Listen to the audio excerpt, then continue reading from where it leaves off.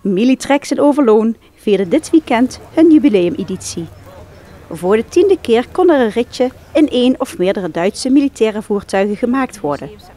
Het was een hele operatie om een evenement van dit kaliber georganiseerd te krijgen. Inderdaad, alle voertuigen moeten op tijd hier zijn, maar dat gaat natuurlijk niet altijd zonder slag of stoot. Want ze moeten ook bepaalde grenzen over, dus er moeten ook vergunningen voor zijn.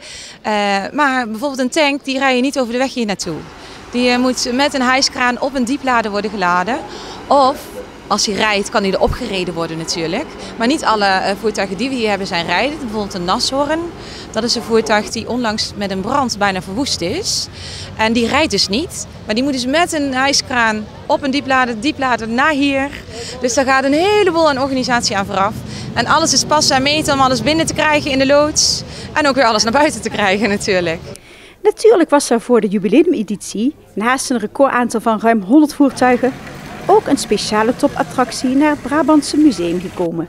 Maar omdat het de 10e editie is, hebben we dit jaar geprobeerd om een tank hier te krijgen die in de Tweede Wereldoorlog ook daadwerkelijk hier ingezet is in Overloon. En dat is best wel lang spannend geweest, 1,5 week, want die tank, de Panther, die we graag wilden hebben, stond in Frankrijk met motorpech. Daar hebben ze 1,5 week lang aan gesleuteld. En uiteindelijk is die woensdagavond om 10:30 op de dieplader geladen en was die gisteravond hier. Dus en die tank is dus zo bijzonder omdat er sinds de Tweede Wereldoorlog is voor de allereerste keer dat hier die tank rijdend terug is te zien.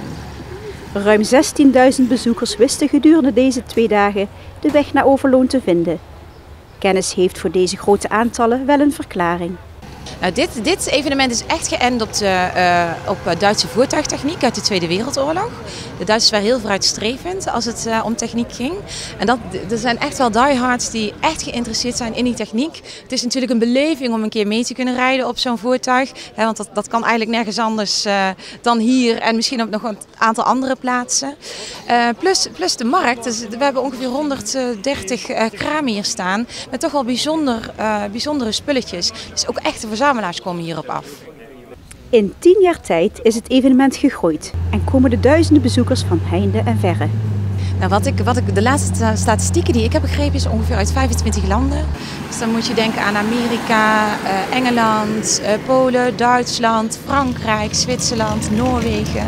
Ze komen uit alle streken van de wereld. Als je terugkijkt naar het eerste jaar, dan hadden we zo'n 4.000 tot 5.000 bezoekers. En dat ging eigenlijk langzaamaan steeds verder omhoog. En als je dan kijkt naar de 9e editie, vorig jaar al 18.000 bezoekers. Ja, en dit jaar is het natuurlijk nog even afwachten wat er precies gaat gebeuren.